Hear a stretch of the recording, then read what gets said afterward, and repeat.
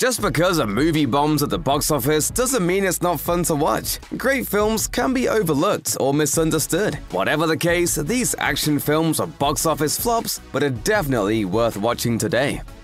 Producer-director Robert Rodriguez isn't in the habit of making spectacular flops, but Planet Terror stands out as a failure, at least at the box office. The action focuses on Cherry Darling, a go-go dancer played by Rose McGowan, as victims of a biochemical attack suddenly start behaving like zombies. The movie was released as a double feature with Quentin Tarantino's Death Proof, under the collective name Grindhouse. The unusual release may well have contributed to Grindhouse not finding its audience in theaters, as there was nothing wrong with the quality of either film. So, what are you doing now?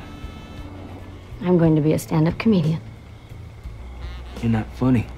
Complete with outlandish trailers for fictitious films, 4 of which have since been made into features themselves, Grindhouse was a critical success, and in subsequent standalone releases, Planet Terror got good reviews. There's little doubt of the movie's legacy and impact, and it's a good example of a well-done exploitation film with the right amount of comedy, gore, and action. Ridley Scott is the director behind hit films like Gladiator, The Martian, and Alien, so it might come as a surprise that his 2021 historical epic, The Last Duel, was anything but a hit. What makes it all the more surprising is that the movie has a stellar cast, headed up by Matt Damon, Adam Driver, Jodie Comer, and Ben Affleck. Set in medieval France, The Last Duel is told in 3 separate chapters that tell the same story from the perspective of 3 different characters. Against a budget of more than $100 million, Scott's film managed to claw back just over $30 million, a huge disappointment for everyone involved. Why it bombed so hard is a mystery, although the unconventional narrative structure and controversial story, which focuses on the vicious sexual assault of a noblewoman, might have put some people off. None of that should be an excuse for missing out on a fantastic film though, and The Last Duel is worth watching simply for its takedown of the notion of chivalry, as well as a bloody climactic fight. Based on a real-life Deepwater Horizon explosion, which saw the deaths of several workers and released over 100 million gallons of oil into the ocean, this 2016 film from Peter Berg tells the story of those trapped on the drilling rig when disaster strikes. Mark Wahlberg plays Chief Electronics Technician Mike Williams, who works with the surviving crew as they attempt to escape the burning rig. Deepwater Horizon made over $120 million at the box office, but that wasn't enough to earn back the massive $100 million budget. Some experts noted that the movie flopped largely because it was so expensive to make, with analyst Jeff Bock telling The Hollywood Reporter, "This should have been a $60 million film. The budget was out of control." You sent the testing team home before they could do their job, maybe give y'all some news y'all didn't want to hear. With solid reviews and a Rotten Tomatoes rating of 82%, almost everyone who's seen Deepwater Horizon has something good to say about it. If you like disaster films and want a non-stop action movie that's less than 2 hours long, you could do a lot worse. If you just want some over-the-top action without having to think too much, then a Michael Bay release is always a good choice. When you look at box office receipts, Bay, known for high-octane films ranging from The Rock to the Transformers series, is among the most successful directors in history. That doesn't mean every one of his projects is a commercial hit though, and Ambulance most definitely wasn't. Look, have I ever gotten you anything that I couldn't get you out of? The 2022 action thriller stars Yahya Abdul-Mateen II as a man so desperate to pay his wife's medical bills that he agrees to help his adopted brother, played by Jake Gyllenhaal, rob a bank. As they make their getaway, the brothers hijack an ambulance containing an injured police officer and an EMT, embarking on a high-speed chase through the streets of Los Angeles. An unmitigated disaster in terms of its commercial performance, Ambulance may have suffered because of competition from other movies released around the same time, including Sonic the Hedgehog 2 and Everything Everywhere All at Once. But if you're a fan of car chases and want Michael Bay at his no-holds-barred best, then Ambulance is certainly worth checking out. The popular 2000 AD magazine character Judge Dredd has been adapted for the screen twice. Fans first got to see Mega City 1's famous law enforcement officer in a 1995 big-screen adventure with Sylvester Stallone in the title role. You could never control yourself. What makes you think you can control these things? Unfortunately, this adaptation ignored huge swaths of the source material and left a bitter taste in the mouths of longtime fans. That's where 2012's Dredd comes in. A far more faithful imagining of the Judge Dredd character, the movie thrusts Carl Urban into the action as a comic book hero as he teams up with Elizabeth Thrillby's psychic sidekick character Cassandra in a head-on collision with crime lord Mama, played by Lena Headey. For fans of the source material, Dredd feels like much more of a love letter to the series. Urban even keeps his helmet on throughout, like his comic counterpart. Despite being relatively inexpensive to make, at least by superhero movie standards, Dredd still couldn't break even, earning just over $40 million. That's in spite of the warm reception it received from critics and audience members, who were impressed by the stylish special effects and intense action scenes. The R rating likely contributed to Dredd's commercial failure by severely limiting its potential audience, but that hasn't stopped the film's quality from shining and firmly cementing it as a cult classic.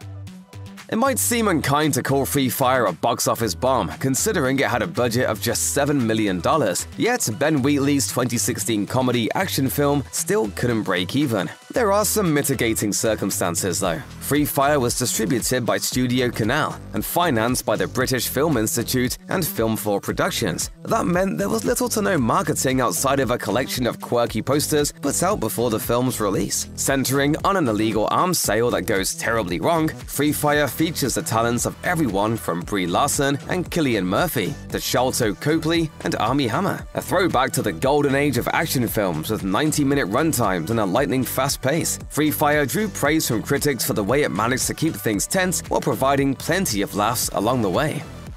Considering the huge success of the Scott Pilgrim graphic novel series, it would seem almost impossible that a film based on the books could fail at the box office. What made the whole thing even more remarkable was the sheer talent of the people involved in the movie, including director Edgar Wright and the likes of Michael Cera, Mary Elizabeth Winstead, Brie Larson, and Chris Evans in the leading roles. The film, which follows the titular character as he fights the 7 evil exes of his new girlfriend Ramona Flowers, hit cinemas in 2010 and promptly flopped. It grossed just under $50 million and failed to even make back its budget. Yet the film found plenty of fans among critics and gradually established itself as a cult classic through home video and on-demand releases. I sort of feel like I'm on drugs when I'm with you. Not that I do drugs, unless you do drugs, in which case I do drugs all the time. The original theatrical run of Scott Pilgrim vs. the World also received dozens of award nominations, a testament to its quality. The success of the franchise continued recently with the animated spin-off Scott Pilgrim Takes Off on Netflix, in which the original cast returned to voice their characters. In The Northman, Alexander Skarsgård led a cast that included Nicole Kidman, Willem Dafoe, and Anya Taylor-Joy in this historical action film that first hit theater screens in 2022. Directed by Robert Eggers of The Witch fame, The Northman is the story of a young Viking prince whose life is turned upside down on the eve of his transition into adulthood. Your fate is set and you cannot escape it. His uncle kills his father and kidnaps his mother, sending Skarsgård's Amleth into exile until he returns to exact his revenge years later. The $69 million that The Northman took in at the box office wasn't enough to break even, but a disappointing commercial performance shouldn't take away from what was a critical success. Viewers have been fairly kind, while our own review of The Northman noted the spectacular action sequences and impressive cinematic style, even if the film lacked some substance. Last Action Hero is a satirical action film that follows young fan Danny Madigan as he's magically transported into the fictional world of his hero, Jack Slater, played by Arnold Schwarzenegger. The pair quickly bond and must travel back to the real world together to stop the evil Benedict from causing havoc. Since its release, the film has found a sizable audience on streaming services, with some suggesting that its release opposite Jurassic Park played a part in the movie bombing. There's no denying that the 1993 movie failed to make much of an impact when it was released, but while it didn't find an audience during its theatrical run, reappraisals of the movie have been far more positive in recent years. It's now widely considered to be among Schwarzenegger's best films, skillfully combining action with comedy a la Kindergarten Cop and Twins. Schwarzenegger took the poor performance of Last Action Hero to heart, suggesting he had high hopes for the film. It hurts you. It hurts your feelings, it's embarrassing. You get embarrassed when you watch the box office. It's no secret that the now-defunct DC Extended Universe struggled to establish itself in the same way as the Marvel Cinematic Universe. Many DCEU releases performed poorly at the box office and faced criticism from fans and reviewers alike. That doesn't mean there weren't a few exceptions to this rule, such as the 2016 film Suicide Squad, which managed to bring in around $750 million. The success of this film, even though critics and reviewers blasted it, all but guaranteed a sequel, although fans might not have expected what they eventually got. James Gunn's The Suicide Squad is essentially a standalone sequel that has almost no connection to the first film outside of the fact that it shares a few characters, such as Margot Robbie's Harley Quinn. The basic premise is the same as well, with the US government recruiting a group of supervillains to carry out a dangerous mission. And? Yes, that is your hand, Nanawe. Very good. We're all gonna die.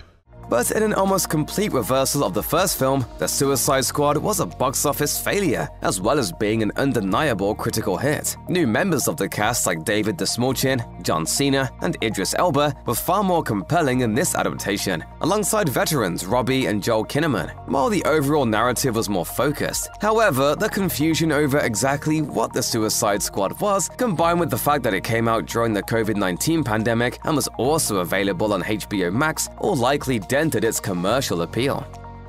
Few franchises have had as convoluted a history as Highlander. The series began back in 1986 and eventually spawned numerous television series and movies, with many of them directly contradicting each other or ignoring plot points from prior releases. That can make approaching the fictional universe for the first time daunting and may give the impression that this is a franchise you should avoid, especially given how badly the original flopped, grossing just over half its $19 million budget. While you may be able to skip the subsequent entries in the wider Highlander series, the first film deserves to be watched at least once. Set at multiple times throughout history, the story follows the immortal Connor MacLeod and his mentor, Juan Sanchez Villalobos Ramirez, as they battle the Kurgan in an eternal battle that has lasted through the ages. During the late 1980s, the movie started to make an impression in home media sales and slowly garnered cult status in the following years. This was due to the dramatic soundtrack provided by British rock band Queen, the performance of Christopher Lambert as MacLeod, and a visual style that remains unmatched by similar action-adventure releases.